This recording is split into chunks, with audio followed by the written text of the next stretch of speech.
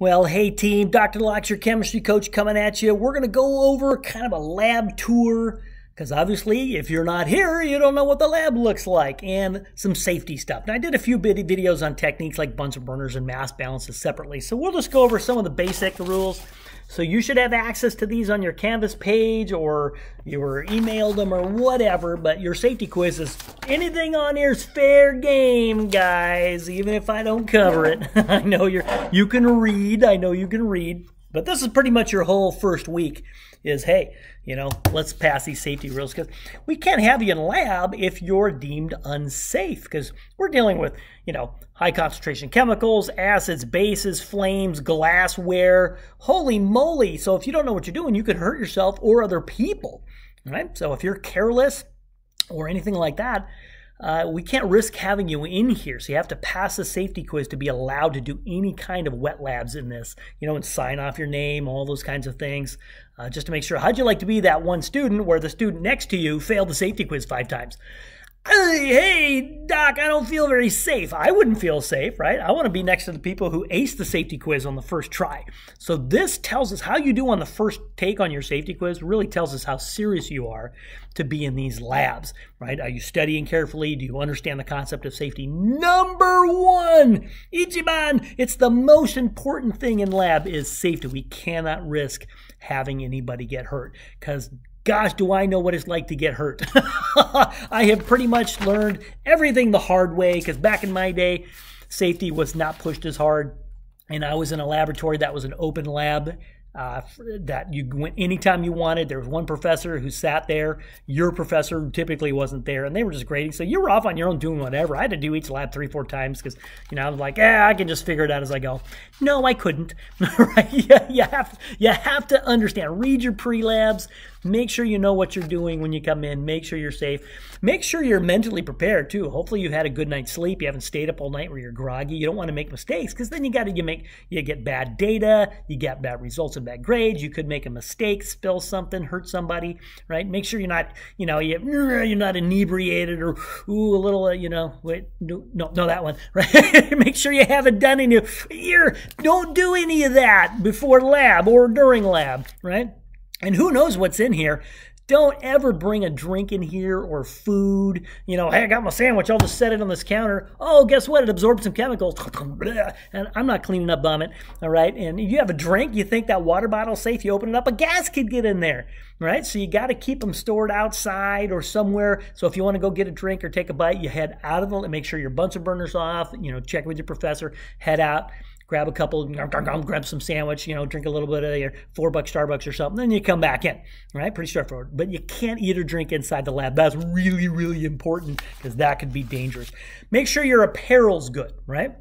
So things like, I'm married, I probably should wear this, but if you've got some expensive jewelry, I had one lady had this, it was, I think, her great-grandma's silver spoon passed down through the generations. Well, the silver spoon turned black in lab. She's like, like, oh, you didn't listen, right? So I wouldn't have expensive jewelry, or if, expensive clothing or something. Let's say you're going to go out on the town and you're doing a night lab. Don't wear your really nice clothes in lab.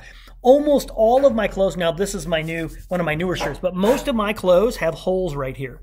Because over the years, right, if I'm leaning up against the counter, chemicals get in there. I thought I had a acidic stomach sweat or something. No. So there's holes in a lot of my shirts and my pants and stuff, because unfortunately I have a bad habit of wiping my hands on my pants. Drives my wife nuts. So I get lots of holes in my jeans as well over the year, 3, 4, 5 years. I got a lot of holy clothes, so don't wear your nice clothes in lab. I highly suggest. It's up to you. Also, watch out for really loose. Tighter's a little bit better, but if you got really loose clothing, for example, let me go grab a cylinder real quick. I'll be right back. There we go. So say you got this graduated cylinder sitting here, and you got like loose clothing. You can catch it, knock it over. Not good. Or if I got a Bunsen burner flame going, loose clothing can catch it and catch on fire, right? Same thing with long hair. Back when I was doing in college in the 80s, I had a mullet probably down to about there. So I'd be like, imagine I'm in lab, I got the Bunsen burner on fire. Woo! Or it sets in a beaker, sucks the chemicals up into your hair. So if you've got long hair, make sure, do the Marge Simpson beehive or have it tied up or something. But you don't want that free flowing around because it can hair burns and it smells really bad when it burns. All right, trust me on that one. I highly recommend the more your skin is covered, the better, right? Different professors are, some of them don't let you wear shorts, some do type of thing. But the less skin exposed, the better in general, right? Now for shoes, of course, I know we're Southern California, it's hot, you want to be coming in your flip-flops. But I found that when most things spill, they spill this way onto the ground, onto your feet first, right? So make sure you've got tennis shoes or galoshes or cowboy boots or something, that cover your feet completely. Because if you got flip-flops, most teachers are going to send you out to go get something. Now, I don't care if you want to flip-flop your way to lab, but, have some tennis shoes or some safer shoes in your trunk of your car or even in your locker if you've got space. Switch out for lab. When you're done with lab, everything's good, put your flip-flops back on and off you go. I don't care. But in lab, it only takes one time, just one time, and you're toast. Trust me, I've hurt myself a lot, and it's highly unpleasant. So watch the clothes and the hair and things like that. I was one of those types of students where I like to try things. Whoa, what happens if I do this? Whoa, that was bad. So please don't do any unauthorized experiments. Stick with what is on your procedures. And if you want to try something different, so maybe you finish a lab early and you got 20 minutes. Hey coach, hey doc, hey professor, can I try this? Now, if they're busy, they won't be able to, but maybe, they got a few minutes. They're like, all right, you do it with your professor. And I've done that with a few people. I'm like, let's go for it. And we head back in the fume hood or something. And, the rest of the class stops and goes, ooh, what's going on? But never do that on your own unattended, okay? You have to get permission for that. Plus, with our labs, you're probably going to be too busy to do that. So no unauthorized experiments. And of course, you can't, unless you pass the safety quiz and crossed all the T's and dotted all the I's with your name, you can't be in this lab when wet labs are running. So you can't have your friend come in and say, hey, what's up, chatting with them. No, because if they get hurt, that's a liability issue. So if you got somebody who wants to chat with you, you turn off your Bunsen burner, make sure your experiment's not running, check with your professor. And sure, you can head out and chat for a minute or two and come back. But don't head off and go to Del Taco for 45 minutes and then come back. And I'd be like, where'd you go? Right? It's crazy. But definitely no one can be inside here unless they pass that safety quiz and they're registered for the class. But you are welcome to head out as long as everything is safe and you can say a quick hi or your boyfriend or girlfriend, give them a little kissy and you're back in. Pretty straightforward. So obviously if there's any kind of spill or broken glass or accident, always notify your instructor. Now, of course, if you get a spill on your hand, don't be like, run up to your instructor. Look, it's burning through my hand. Right, take care of it and notify the instructor. You don't have to notify the instructor first while you're burning or something, and we'll take care of it. I like to clean up any spills myself or any broken glass. Because if we have broken glass and you put it in the trash can and the janitor cuts themselves, that could be a problem, all right? So if we have any kind of broken glass, I'm going to take you over to the hood. I'm going to pause it and show you where well, you know what? Let's do like a first-person shooter game here. Let's head over to the hood, gang. Ho, ho, ho, pew, pew, pew. Whoa, I got hooked over here with my cord. That's not good. So there's the fume hood behind us here. So do you see this white box right there? That's for broken glass. That's where all walking on broken glass never goes, right? Broken glass never goes in the trash can. And if you're doing any, experiment that requires, it maybe gives off a toxic gas or it smells really bad, you just come over to the hood here and we have these little jacuzzi knobs, which is kind of cool. It's not a jacuzzi knob, but if I take this knob and turn it, it's going to get too noisy if I do it. If I crank that, you'll hear the fans go on in the hood, and then you can do experiments in the hood if you're generating some kind of gas or something. And as you can see, we store a lot of our waste in the hood. And if you have any like highly concentrated chemicals or anything like that, we like to keep the bad boys in the hood as well over there. The lower concentration ones, the safer chemicals, go up in the front, but the really nasty ones stay in the hood as necessary. So I'm just kind of walking through the general thing, but I kind of pop around a little bit. I know you can read this on your own. Of course, you never leave an experiment unattended. You always got to, check with your professor if you have to head out and go to the bathroom, and make sure your Bunsen burner's off, nothing's running, anything like that. I would always recommend, because, you touch things and you get stuff on your hands, always wash your hands when you're done and ready to go, because a lot of you are going to head out and go to lunch or dinner or something like that. You don't want chemicals on your hands, so wash it up really nice. When you're all done for the day, just clean up your area. You're all going to have lockers like so normally, so with all your glassware in there. So when you're all done, make sure you clean up all your glassware, lock your drawer, right? So we've got these nice little locks here, and try to remember how to do the combinations and whatnot. So make sure it's locked up, because you're the only one that gets your drawer. I did a whole locker check-in video, so you can watch that one, and it goes through all the glassware and stuff. So I kind of split this up so the videos aren't as terribly long. Oh yeah, big no-no in today's world. I know this is an extra arm that we have. We cannot have any electronic devices in the lab that can take pictures, go online, anything like that, because we do multiple lab sections, and it's too tempting to finish your lab and go click, click, send it to your friend. Look at all the nice answers, or click, click, take it home, work on data at home. Typically in a face-to-face lab, we are allotted a certain amount of time, in our case, 3 hours, 10 minutes or whatever, to run the lab and do the data. All right, you're not allowed to take it home. It would be unfair to get extra time for work on calculations other people don't. So this cannot come out, right? Put them on silent mode. Now, you don't need to turn them off. So if you get a phone call or something like that, say, hey, professor, it's an important phone call. I'm expecting to pick somebody up at the airport, or whatever it is. Just say, hey, can I take this call outside? Hey, no problem. I don't mind if you walk outside. Just make sure your Bunsen burner's off. It's not dangerous to leave. Make sure all your data and your lab books are here. But then you can go outside and take the call. But you can't look. If I see you looking at this in lab, you can't use, I know your calculator's on here, you can't use the calculator. I don't know if you're communicating with somebody for answers or sending pictures or anything like that. So it's an unfortunate thing that the cheating has become exceedingly rampant with the advent of cell phones and internet. So no electronic devices allowed at all. So each professor has their own, dings for that. So I just give an immediate 0 for that lab. And if I have proof that there was cheating, then I got to take you to the dean. It's a very unpleasant experience for everybody, right? And obviously be on your best behavior. I like to have fun in lab.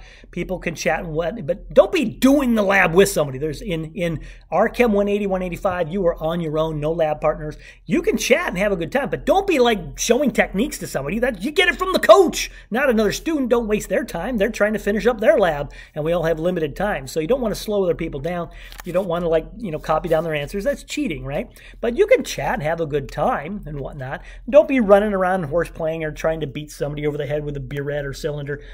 Obviously, I can kick you out if I feel that you are dangerous, right? Or in any way, shape, or form. But very rare. I've only kicked one person out. They were just having the worst day ever, throwing F-bombs all over the place and really, really agitated to the point of almost violent. So I had to ask them to leave. I said, hey, good to go. You need to go into Zen mode or something and just relax. Come back when you're ready. But you are not in the right frame of mind to do lab. You're distracting people around you and creating an issue, all right? So, but you'll always check with your instructor if necessary. All right, one of the most important things is protecting your eyeballs. Always have your goggles on, and we can't have safety glasses. You have to have the top shield sucking into your face, the side shields up and under with the proper ANSI code. You can read the details, but it leaves those really good-looking marks when you're all done. People go, ooh, you must be a chemist, right? So always have your proper safety goggles. If you don't know what kind, again, read through the safety stuff, and you can get the proper ANSI code for that. But make sure there's no openings. There can't be any holes in there for air vents and whatnot. And sometimes if you fog up, we have this anti-fog stuff that you can wipe in there. But actually, I'm a sweater, and I'm like, oh, I'm an exothermic person. I'm hot. I'm sweating right now because I'm hot. But I haven't had an issue with these, so it's been pretty nice. They haven't fogged up on me. But so these have to go on. When you come in, the professor will probably talk about certain things in lab. And when they say, go, let's do experiments, open your drawer, boop, first thing. It's like when you're in your car, boop, pop the seatbelt on, first thing in lab. Once the professor says get started, pop your goggles on, and you do not take them off unless you are done with your experiment, you've cleaned up, and everything's in your drawer, you've checked out properly, turned in your lab book, and then last thing you do, pop your goggles off, put them in the drawer, lock your drawer, and go. The only other way you would do that is some days I'll look around and maybe everybody's done running experiments and everybody in the lab is working on calculations. It'll be like, anybody? No chemicals? Hey, all right, lock your drawers up. You can take your goggles off and we'll work on calculations. But typically, that will not happen in most scenarios. Right? So obviously, if something happens, pew, you get the chemical. Typically what happens, this happened to me, I had a bad habit of doing this. Oh, you can't do that if you have chemicals, right? That's why there's holes in all in the thighs and all my pants. So you do this, chemicals can transfer to your eyes. So be careful not to be like doing this. And I'm the first one to cast a stone on that one, right? So try not to be touching your face because you don't know where your hands have been in the lab or what they've come in contact with. But I had one guy one time just did this. I know that protects your head. I don't care. It's your eyeballs. One time the whole semester, boom, hot filament right in his eyeball. I'm like, oh, that's not good. Splash, something hits across the way, and you're toast. So if you get hit in the eyeball, 15 minutes in the Eyewash. Let's go visit the eye. Welcome to the Eyewash, gang. I always think it's a frog looking at me, so it says Eyewash, right? So if you've got chemicals in your eyes, and that chemical travels fast, that can get around behind your eye. I've had to do this twice. Unpleasant. So you just pull the caps off, get your eyes. I'm not going to do it, right? But you press this, see how whoa, that really comes out. So you get that, get your eyes in there, splooshing them in there, right? 15 minutes because it takes time for that water to diffuse around. What I did the first time when I maybe 1 or 2 minutes, and I felt fine. And then I went to do an experiment and then my eyes started burning again. That was not good, right? So do it right the first time. I'd hate to have you only get out 95% of the chemicals and you go home and sleep, wake up and something's wrong with your eye the next day because the 5% of chemical you missed. So that's why 15 minutes in that Eyewash is absolutely critical, okay? Of course, if you had your goggles on properly, you'll never have to do that, right? Super important. So watch all that stuff. So we went through the eye stuff. Another way is if you're heating something, right? So say I was going to heat this, so I got a Bunsen burner and I got my test tube holders. And let's say I got a chemical, but I got to heat it up a little bit. So if I'm heating it on the light flame, you're wafting it. Don't be pointing it towards your face because it can shoot out into your face. Don't point it at somebody else. So make sure you're doing it gently. You don't want to just fry the bottom because that can actually boil the bottom half of the liquid and creates a gas and shoots it out. It's called bumping. And I've seen it shoot out 5 to 10 feet before. This hot, toxic chemical's nasty. So don't point it at yourself or anybody. Move it around gently. And you want to heat it evenly all the way around.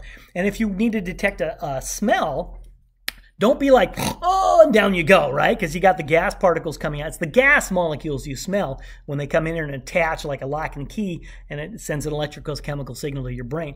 So waft them, physically push them, because you don't want to overwhelm. The more particles, the more overwhelming it can be. And I've hit the floor twice. Once was a chlorine thing. The other was, I forget what it was. Some student just said, smell this, and I wasn't paying attention. Oh, down I went. I mean, it was, my whole chest felt like it was on fire. It was not fun.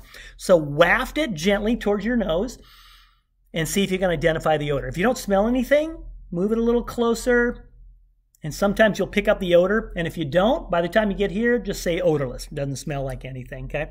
So be very gentle. And of course, if this is hot glass looks like cold glass. So I recommend, if you've got glass and you're not sure if it's hot or cold, for example, let's say I've got this, right? And I see it sitting on the counter. Don't just grab it. You don't know if it's hot. So what you want, and heat rises, right? So put your hand over it, about 1 centimeter to 1 inch, and feel if there's any heat coming off. And if you do, let it go. If you don't feel any heat, just give it a little tap like that. And if it feels good, then you're good. I've actually done that before where I just grabbed the glass right on my grating finger. That was highly unpleasant, right? let's put that away. All right, so let's get into the chemical hazards part, depending where you're looking at. Again, always wash your hands at the end. Don't drink the water from the taps. That's just bad news. I talked about tap water versus deionized water in the locker supplies video and how to clean your glassware properly. So I'm not going to cover that here. Make sure you watch that. That's kind of part 2 of the safety. I intermix locker supplies and safety together. We talked about the fume or exhaust hoods. If you've got anything that smells or is toxic, creating a gas, you can do it back in there. We store all the waste back in there. Obviously, if you get any chemical on your skin, right, just like with your eyeballs, we got to get, and that you don't have to use the Eyewash for that. We can just come over here, use the tap for that. Just turn on the tap. Wash your hands for a good 15 minutes. You want to get those chemicals off of there so they don't settle in, or worse, they get it in your clothes. Not good. I've actually gotten chemicals on my clothes before. It's not the time for modesty because that chemical can sink through, and who knows what damage it can do. So, whoop, I had to disrobe in lab. It was not my best day ever. It actually wasn't my shirt. It was my pants, right where you think it would hit. Because I was sitting down and it spilled, right? Boop! Right where it counts. The pants had to come off. It was just, and then you head off to the safety shower. It's unpleasant. Let's go take a look at where the safety shower is. Well, our safety shower is actually in the stock room, which is over here. So let's do our first person shooter. Moving up, that's usually where I sit and answer all your questions. So if we head over here and open up our trusty door, this is our stock room right here. Right, so if anything ever happens and your professor is not available, you can come over here. There'll probably be somebody back here to help you. And our safety shower is right there. So unpleasant, very cold to do. I've only seen a few students have to take a safety shower over my lifespan outside of myself, which I have had to as well. Another thing you can do if your professor, oh, there's Cecilia, the stockroom goddess. Yay! So here, I call this the bat phone, right? So if I'm incapacitated, which has happened as a student but not a professor, you can use this as an emergency phone, go to campus safety and whatnot. But probably the best thing is to contact somebody in the stock. Cecilia is running it, Kat's back there. We also have a chime. If you hit this chime, it goes bing, bing out into the stock room. And there's this 1970s looking board where it lights up the stock room, the actual lab number. It's pretty funny. I personally never leave the lab unless I'm going potty, or I'll head out there to, grab a drink of soda pop or water, get my caffeine hit for the day. That's about it. Other than that, I'm in the lab with you the whole time because I want to interact with you and help you with your labs. So it gives you an idea of what's going on. And again, if you spill, right? Oopsie, professor, and you spilled here on there. Announce it. Let me clean it up. Don't leave it there like my kids do at home. It's like, who spilled that over? I don't know. Like, I got 4 kids. It's got to be one of you, and nobody fesses up. Drives me nuts. So take responsibility. I'm not going to mark you out points or get mad at you or something. You're like, hey, let's clean it up and let's make it a learning experience. Now, if it's an acid, this is fun. We can use this. We have the sodium bicarbonate all around the room on these we have these upper shelves right here. So we have a lot of stuff in there. So it's kind of fun. So let's say you spill a little bit of acid or something. Ooh, oopsie, I have spilled the acid. How did that happen?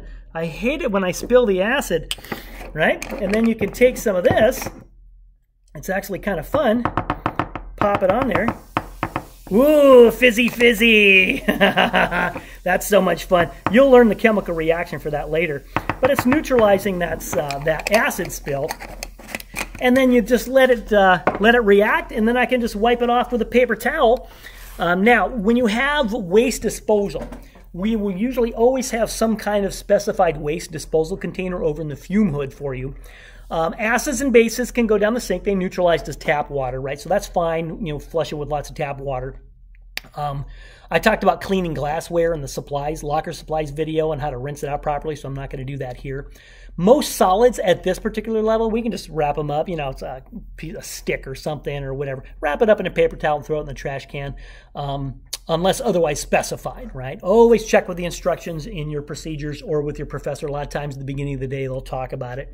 So the bubbling has stopped at this point, so I can just grab one of these. Now, paper towels are usually up here, but we also have them around the room as well, kind of like when you're in the bathrooms and whatnot. So we have a paper towel dispenser usually on most of the walls. So we have a paper towel dispenser right there. There's one in the front of the lab. They're all over the place, right? So all I have to do now to clean up this, of course, now if you want to do it yourself, I'll watch you do it. But and then, right, it's been neutralized. And this is just salt water. That's all it is. So I can just get my trash can. And that acid is now gone. Nice, huh? Makes life easy. But always check with your professor to make sure things go in the right place. All right? And now let's go over to the fume head and I'll show you where chemical waste goes for specified containers. Some labs have specific things, but typically you'll have one container, disposal of toxic metal ions for most labs. This is specifically for one experiment. This is specifically for another experiment. So you got to make sure you know, if you're doing this lab, don't dump the waste for that lab into this lab. That wouldn't be good, right? You have no idea what chemical reactions could occur, and there's probably a reason we separate them out. So always be sure, and if you're not sure, just check with your professor. Hey, instructor, professor, doc, hey, whatever, does this go in that container? I just want to make sure, right? So it's very, very important that that waste goes in the correct spot. And waste costs us money as well. Super important.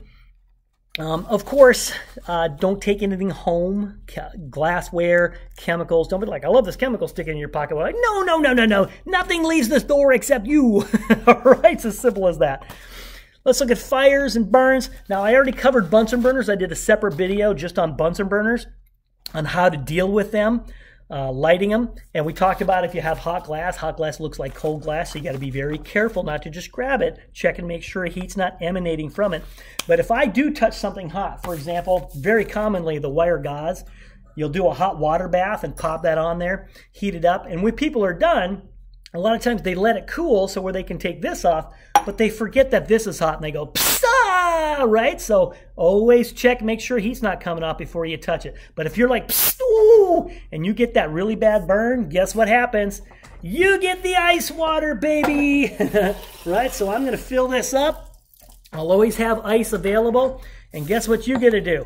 Womp, right? If you burn, hopefully you burn your non-writing hand so you can still write with the other one. But if it's this one, then you got to write with your offhand. It gets really weird. Guess what? You get 15 minutes. That's the magic number. So you get to soak that, and burns are highly unpleasant. They always happen right on your finger.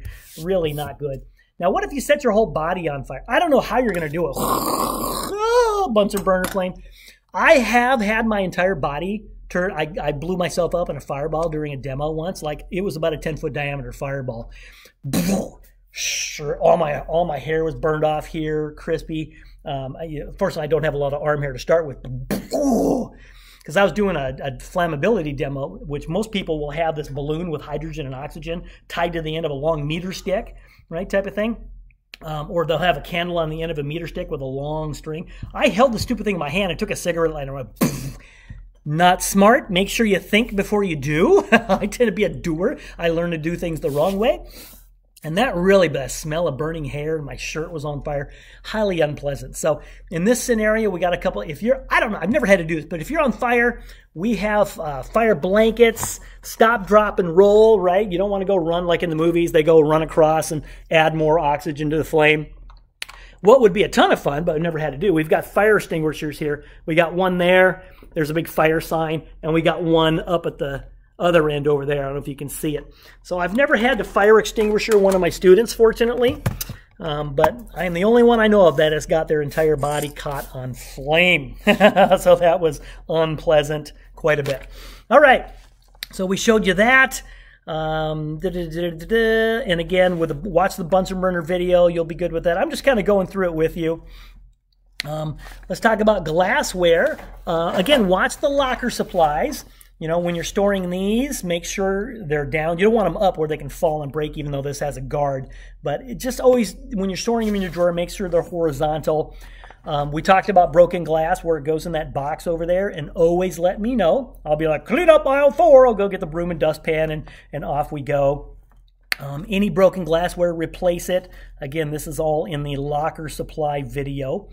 I'm going to do an entire video on glass tubing, right? We're going to do a couple labs with that. But there's a couple labs we have to insert this into a stopper with a hole. Let me go grab a stopper. I'll show you real quick, just an intro to this, but I have a whole video on this separately. All right, so let's say I need to get this glass tubing, right, where we'll put a gas through there, into this hole there, right? Couple things. This is going to be really tight. We don't want this to break, so you never hold the glass in your hand, ever, ever, ever. Always use a rubber safety grip, and this can slide in there. So if it breaks, it doesn't break into your hand, it breaks into the safety grip. Make sure the ends have been fire polished. I don't see, those are nice and smooth. I'll show you how to do that in the other video, because if they're not fire polished, they can catch inside and snap, right? And so what I like to do is I just like to pry this apart, right? Hold my thumb in there and then slide it in there. Now notice one end is wider than the other. Hold it like you're doing sword play, right? You're protecting your hand. This is not protecting your hand, right? It can go right in there. So always make sure you're holding it so that you're protected. Don't have too much glass exposed. It can snap. So only want about, 2 or 3 inches max exposed. And then always use lubricant. We use glycerol unless otherwise specified, right? We do have one lab where we can't use that. So what you do, you just get this little stick in there, pull it out. You just get a little droplet hanging off and just go boop, boop, right through. The sound effects optional. And then have this in your hand while you do it in a rotating fashion. Off you go. And if you need to move further, just shift it back. Voila! When you're done for the day, you pull this out of the system, pop this back in, reverse the process, right? I've seen more injuries happen because of improper holding, where they're holding this backwards or doing something incorrectly or trying to rush it, and they get the glass in their hand. Not fun at all. Let's look at emergencies. Fire. We actually do fire drills usually once a semester, right? Fire drill, boom. First thing, your Bunsen burner's off. Got to make sure that's off, any of the experiments off. And then follow me. We will filter out in a very specified, calm fashion out of the building. The last place you want to be in a fire is in the chemistry rooms. That's bad news, right? With shooters, the odds of that is very, very slim, but we have a whole video on the safety site at OCC. You can read the run, hide, fight strategy, right? If there's no one around, run, get out of Dodge, right? If it's too dangerous to run, we can lock these rooms up. There's a special thing on the door where I can just slide it. I can have it locked, but you can come in and out because it's a little slider thing. All I have to do is just go boom, so I don't have to step outside the building and lock the door or anything. I can just pull the latch, boom, it locks immediately, and then we just hide, right? Worst case, if there's no way out, you fight. Simple as that. You can go watch the video on that one, but the odds of that are very slim, but it's always good to be prepared, right? Always good to be prepared. Earthquake, we're in Southern California, right? Nuclear strike, hopefully we don't have to worry about nuclear strikes, but earthquake, pretty much what you're going to do, and we do earthquake drills quite a bit now, once a semester.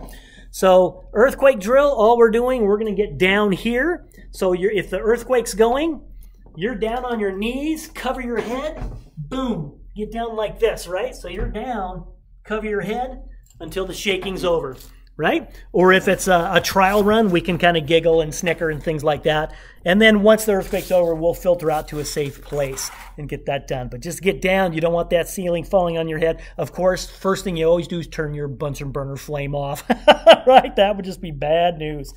Handling reagents. Okay. So we've got reagents up at the front there. Let's head up there. Let me pause and we'll be right back. All right, we're at the front of the lab with the chemicals. If they're super concentrated, they'll be back in the hood. But let's say I need to get one of these solutions here. They should ideally be in alphabetical order. Always keep them in alphabetical order with the label facing out. So let's see, I need some of this iron 3 chloride, right? Grab it by the label, Okay, see how you got the iron 3 chloride? I always want you to grab that by the label. And if you're interested, you could go to the safety data sheets and stuff and read up on it specifically if you want to. But we like to keep our hand on the label the whole time because when you're pouring, sometimes drips come out. So one side gets maybe a little dirtier than the other. So it minimizes contact with chemicals. And if drops get out, they don't ruin the label and whatnot. A big problem people do is they take this lid off and then set it on the counter, which can contaminate it. That actually happened one time where there was people left like 3 of these lids out, and I had a clear colorless solution, and somebody took the lid, put it on, and a little blue drop went down and diffused through the clear color solution. It ruined the whole stock solution. So we had to go waste time and make another one, or have some of the stockroom people make it and waste their time, right? So keep that in your hand. Right? So I like to have that in my hand there. Try not to touch, well, not try. Don't touch the lids, right? I have a bad habit when I'm flipping papers of doing this, right? Don't do that. When I first recorded one of my videos, it was an unconscious thing. I'm like dealing with handling chemicals, and then I lick my finger to turn the paper. Be careful about that. So let's say you need a couple milliliters, right? Pour out what you need. These are exit holes only. Don't put a medicine dropper or something in there. Don't risk contamination of this, right? So just pour out what you need, all right? So let's say that was a little more than I needed. So I'm going to cap this up nice and tightly. Put it back in alphabetical order with the label facing out. Don't take that back to your station because there'd be 27 people going, "Where's the iron 3 chloride, Professor?" Let's say I got too much. Don't pour it back in there because your test tube might be dirty, right? Don't risk contaminating that. Exit hole only. So maybe someone else needs it. Put any excess back in the waste container. But now you've got your chemical. You can go do what you need to do. Some of these have dropper bottles in that case. So say it takes 5 drops. Well, that's fine. Just pull that out, put the 5 drops in. You're good to go on that. Solids are over here. Let me pause this. Let's move over to the solids. Here's some of our solids. So for example, let's say we're doing an experiment that requires some of these magnesium turnings, right? So what you do is you get, maybe there's a mass you need. So again, keep your palm on the label. Keep this in your hand. Exit hole only. Don't be putting scoopers or your fingers in there or something. So you just pour out what you need. Typically what you'll do is you'll do it on a balance. You'll put weighing paper or a container on there and tear that. Watch the mass balance video for that one. You can tear it, and then you can pour this in that container or on the weighing paper and weigh the mass of this directly. So you just have this in your hand. And what I recommend, rather than tapping, you just rotate it when you're pouring it out. And if you pour out too much, don't put it back in. These are exit holes only, right? Exit holes only. You don't want to risk contamination. Now, sometimes check with your professor, but sometimes if you have way too much solid comes out, like a bowl, we call it a boulder, a big chunk. Oh, man. You can get a piece of weighing paper and write the name of the chemical and just leave it out next to the balance pan, and other students can use it as long as you label what the chemical is. Check with your professor on that one, and then at the end of the day, the professor can dispose of that properly. When you're done, put it back in alphabetical order properly. All right, we're almost done. We need to talk about primary, secondary data, my friends. So let's see if I can get the board working for this one. All right, this last aspect, primary. Now, this is something Orange Coast College. You may not run into this at other colleges. It depends. But we like to minimize the chance for cheating or wanting to falsify data or something like that. So whenever you're recording any kind of measurements, if I could spell, right? So quantitative or qualitative. So on my video on the scientific method, I hit this pretty hard as well.